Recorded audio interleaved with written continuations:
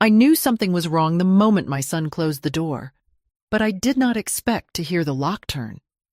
That sharp metallic click did not belong to a mother's bedroom. It belonged to a storage shed, a cellar, a place meant to keep things contained, not people, and certainly not me. Mason did not hesitate. His hand didn't tremble. Mine did. "Mom, it's just for tonight," he said, slipping my keys into the pocket of his dark jacket, as if they had always belonged there. "You get disoriented when it's late. I don't want you wandering and hurting yourself." At 75, I have heard many lies, some clumsy, some cruel, but none delivered as calmly as that one. I sat on the edge of my bed, listening to his footsteps fade down the hall of the home I had lived in for nearly half a century. Ravenshore Valley stretched quietly outside my window, a vast sweep of land breathing under the cold night air. My husband and I had restored this valley with our own hands. We cleared the bramble, rebuilt the old stone walls, planted the pines that now towered like sentinels in the moonlight. We gave our youth to this land. It grew because we did. But tonight, the valley didn't feel like mine at all. A floorboard groaned beneath Mason's weight as he moved through the living room. Then another. I could picture him opening drawers, lifting stacks of letters, sifting through the carefully organized shelves of my life. He thought I didn't know what he was searching for. He thought I didn't know him anymore. The old wooden beams of the house creaked as the night temperature dropped, the sound so familiar it should have soothed me. Instead, it felt like a warning. I walked to the bedroom door, even though I knew it was locked. The knob refused to turn, cold in my hand. Locked in my own home by my own child. It is a strange thing. Realizing someone you raised with tenderness can one day look at you and see not a person, but an obstacle, a complication, a barrier to a plan they believe is more important than your dignity. I pressed my palm against the door, steadying myself. My husband used to sand this frame every spring so it would never jam. "A good door," he'd say, "protects, but never traps." How he would have hated tonight. Downstairs, something metal clattered. Mason pulling open the old file cabinet. Papers rustled. A drawer slammed shut with growing impatience. He believed the deed would be there. He believed everything he needed was within reach. He was wrong. People think age makes you fragile, but years sharpen the instincts. Silence becomes an ally. Stillness becomes strategy. I returned to my bed, back straight, heart steady. Mason thought he had trapped me, but long before this night, I had already prepared for the very moment he did the unthinkable. And by morning, he would learn a truth he never expected. The house settled into its nighttime rhythm, that slow, familiar breathing of timber and stone that had carried me through so many seasons. I wrapped the blanket tighter around my shoulders and let my eyes fall toward the window. The valley beyond glowed under the moon, silver and still, like a memory trying to speak. Ravenshore Valley had never been generous to strangers, but it had embraced us, me and my husband Daniel, from the very beginning. We were young then, foolish in the way only dreamers can be. We bought the land when it was nothing but a tangle of weeds and broken fences. The neighbors laughed, calling it a graveyard for ambition. But Daniel only smiled. "Land remembers who works for it," he told me. "It pays you back in time." And it did. We rebuilt the barn with our bare hands, fitted new stone into the hearth, planted acres of willow and cedar. On summer nights we slept on the porch, listening to coyotes cry in the distance. Every inch of this place held our fingerprints. So how strange it was to sit here now, locked in my own bedroom, while the boy I had raised tore through the remnants of our life's work like a stranger searching through ashes. When Mason was little, He used to follow Daniel everywhere, trailing him with a toy hammer and muddy boots. He named the pines after superheroes, insisted the pond was his personal kingdom, declared he would never live anywhere but Ravenshore. Somewhere between childhood and adulthood, that boy disappeared. He grew fast, too fast, into a man who chased the world instead of grounding himself in it. Real estate, investments, numbers that rose and fell like tides he believed he could control. As the pressure grew, so did the distance. He stopped visiting unless he needed something. He stopped listening unless he was the one speaking. He stopped seeing the land as home and started seeing it as value. I should have known then. The shift was not sudden. It was slow erosion, rain eating away at rock. My reflection in the darkened window startled me. I looked older tonight than I had yesterday, not because of the years, but because of the truth settling over me like frost. At what point had my son begun to believe he was entitled to rearrange my life? A thud echoed through the floorboards, a drawer slamming, Mason muttering under his breath. He was running out of patience, searching with the fury of a man already drowning and looking for something solid to cling to.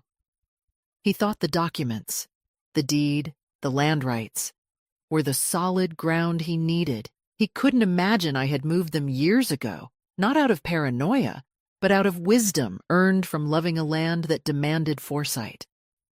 People think controlling behavior starts with anger. It doesn't. It starts with concern. Concern that grows claws. My son believed he was protecting me from myself. But the truth was simpler, colder. He was protecting his plans, and he was willing to sacrifice me to save them. The night stretched thin, as if Ravenshore Valley itself were holding its breath. I stayed in my chair, listening as Mason moved from frustration into something sharper. His footsteps grew heavier, more erratic, pacing from room to room like a man hunting a phantom he was certain existed. A muffled clang echoed through the floorboards. He had found the old metal hatch near the living room vent. I closed my eyes. I could picture him crouched over it, prying at the latch, convinced he was seconds away from discovering the treasure chest of documents he imagined I had foolishly hidden in plain sight. Another clang, then a muttered curse. That hatch had held nothing for years. I made sure of that. Mason's impatience traveled up the walls, settling like a vibration in my bones. He tore through closets, upended baskets, pushed furniture aside. Papers whispered as he sifted them, his breathing growing more and more ragged. I had heard that sound before, not from him, but from the wolves that used to circle the barn at night. Desperation always reveals itself in breath. He thinks he is running out of time, I thought. He was. Another drawer opened violently. A cabinet door slammed. The thud of something heavy, likely the filing cabinet, being dragged across the floor reached my ears. "Might as well give up," he growled under his breath. "Nothing is ever where it should be in this house." It wasn't disorder that frustrated him. It was the realization that his assumptions were wrong. He believed I lived passively, anxiously, unaware of how the world worked. He believed old age meant surrender. He didn't understand that solitude sharpens the mind, that widows learn to prepare, that the land had taught me vigilance long before age taught me caution. I stood and crossed the room to the far corner where my husband once installed a narrow vent for winter heat. I pressed my fingers gently against the wall, tracing the grain of the cedar panel. The secret compartment behind it held the only documents that mattered. Not on paper Mason had touched. Not in the safe he was trying to crack open downstairs. Certainly not in the obvious places a desperate man would dig through. No, the truth was buried deeper, protected long before tonight. Years ago, after Daniel's death, an attorney named Marin Clyde urged me to secure Ravenshore Valley in a way no one could manipulate. She had seen too many elders pressured out of their homes by family who loved the property more than the person. Her voice came back to me now, steady and uncompromising. "You cannot predict people's intentions," she warned, "but you can prepare for their choices." So I did. The legal owner of Ravenshore Valley was not Evelyn Hartman in any straightforward sense. The deed had been transferred into a protected conservation trust under an alias known only to me, Marin, and the Forest Registry Board. Mason could scour the house until dawn. He could pry open every drawer, every hinge, every forgotten corner.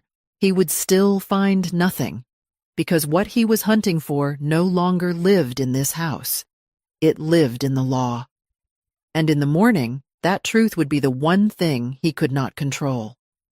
The lock slid back at dawn, not gently, not respectfully.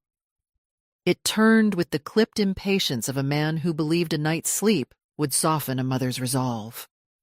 The door opened only a few inches, enough for Mason to peer in, not enough for him to step inside.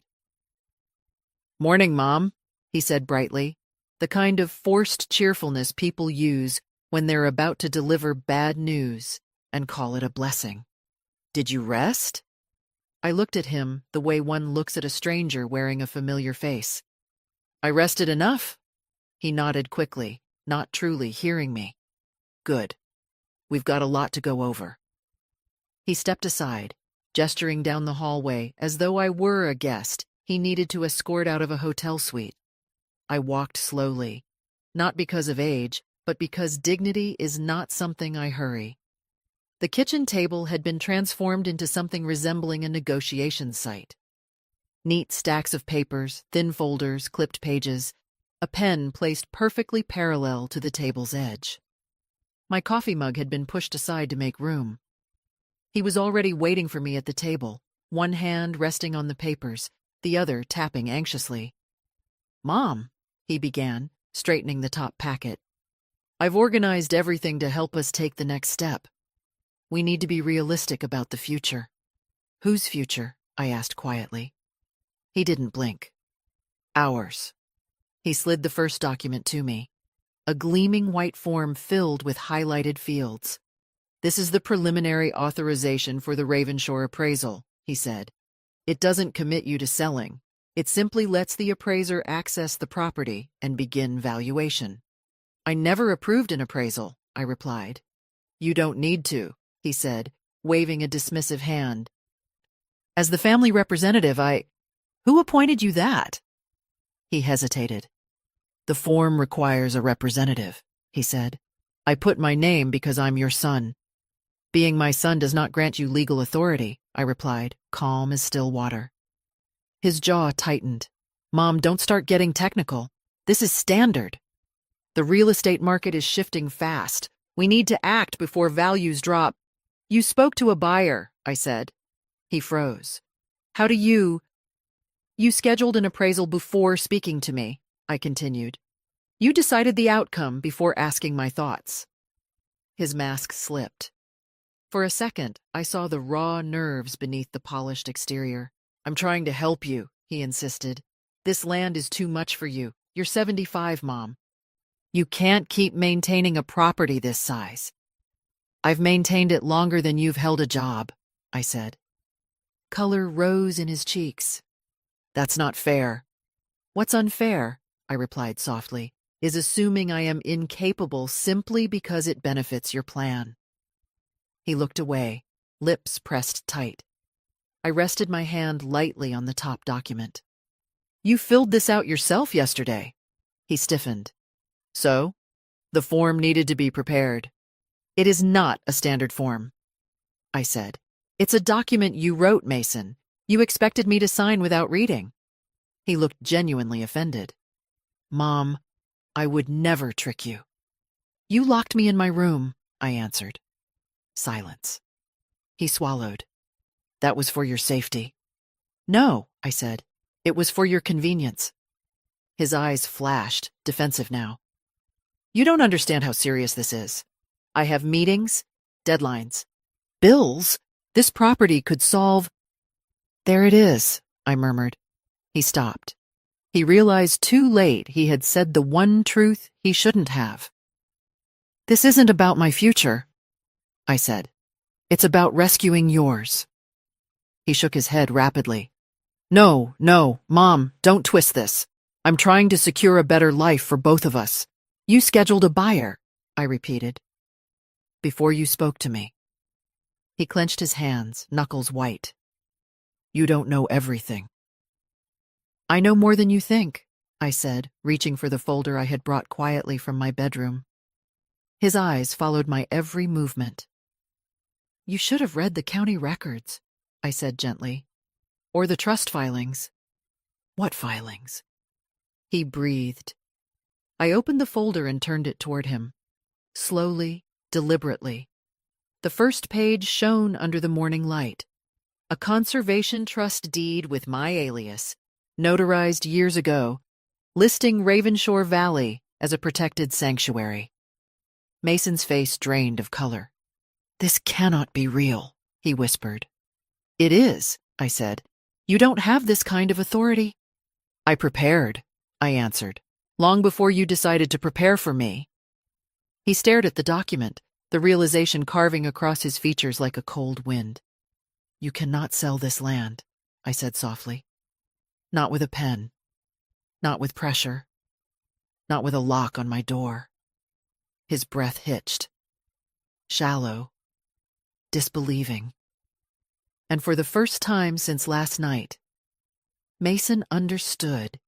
He did not have control. He never had. A sharp knock broke the silence. Not tentative. Not timid. A firm, confident knock that did not belong to someone unsure of their place in this home. Mason straightened abruptly, panic flickering across his features before he masked it. Stay here, he muttered, pushing back from the table. But I rose as well. I may have been locked in my room last night, yet I would not be locked out of my own doorway this morning. He opened the front door only a crack, just enough to peer outside. What are you doing here? He hissed. A familiar voice answered, clear and worried. Mom said you were both here. I didn't hear from Grandma last night. I came to check on her. My granddaughter. Lila stepped inside before Mason could stop her, slipping through the narrow opening like sunlight through a curtain. Her paramedic jacket hung loosely over her shoulders, her hair pulled into a messy bun, eyes sharp with instinct. The moment she saw me, her expression changed. Grandma, she breathed, hurrying toward me. I called and texted. You never answered. Are you okay? I touched her arm. I'm all right now. Mason shut the door behind her with unnecessary force. We're having a private discussion, he said sharply. You shouldn't be here. Lila ignored him. She had the same ability her grandfather once had, the ability to see truth instantly, without needing it explained. Her gaze swept the room, from the folders on the table, to Mason's stiff posture, to my composed but tired face. What happened? She asked quietly. Nothing happened, Mason snapped. Grandma is just confused about a few things. I'm trying to help her. Lila's eyebrows rose slowly. Confused? She's overwhelmed, he continued. I'm handling everything. I inhaled, steady and deep. It was time. He locked me in my bedroom last night, I said. Lila froze. The color drained from her cheeks. Replaced almost instantly by a fierce anger I had only seen in her when comforting victims on emergency calls. She turned to Mason. You what? Mason held up his hands. Don't dramatize. Answer the question, she demanded.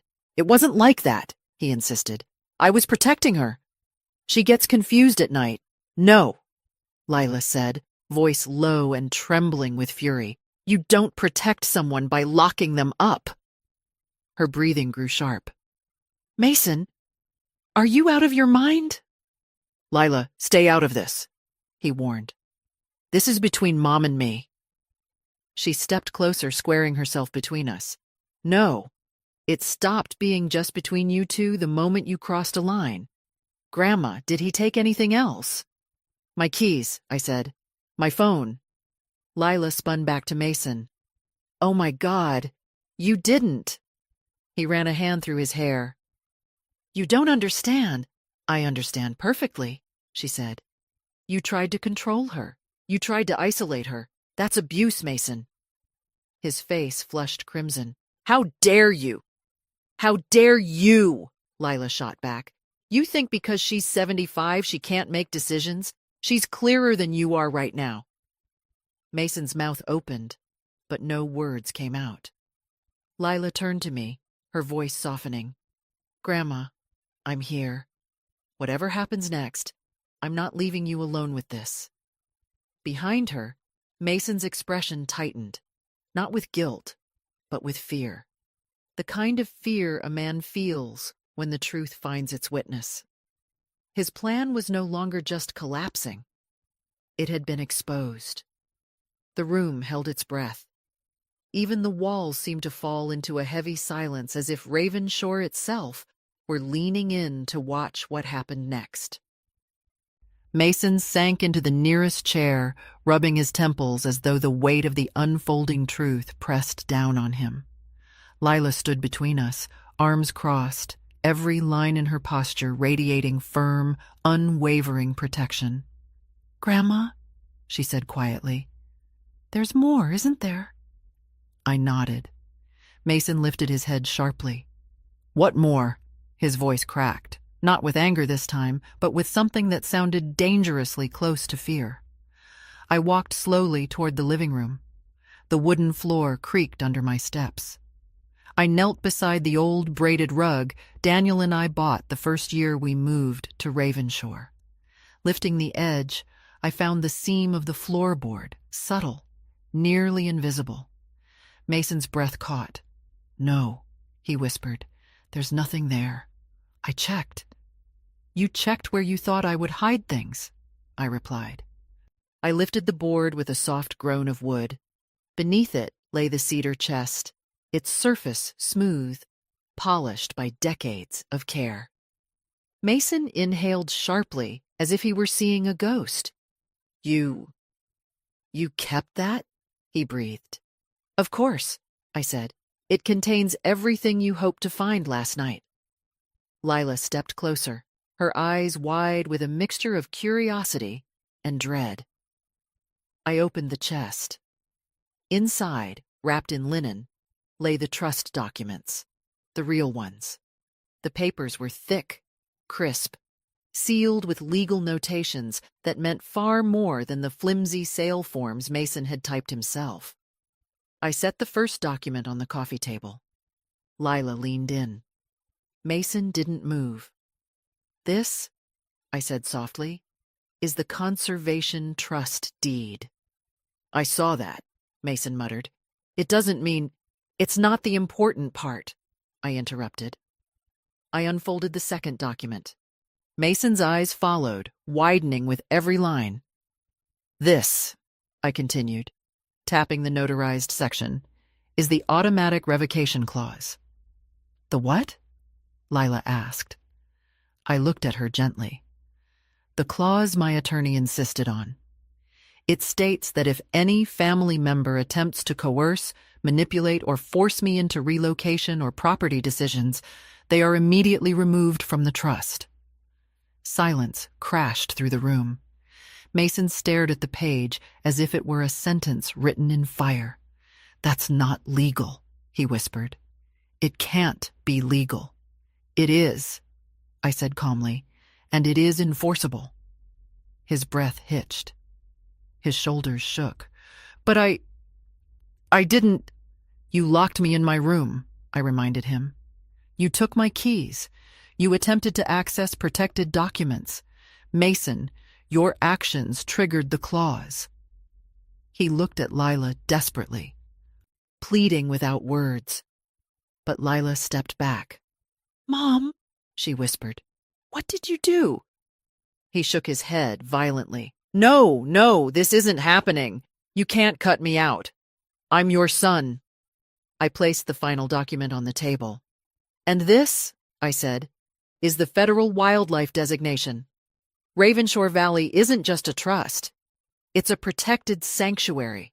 Any attempt to sell or develop it without proper authorization is a federal offense. Mason's face went white.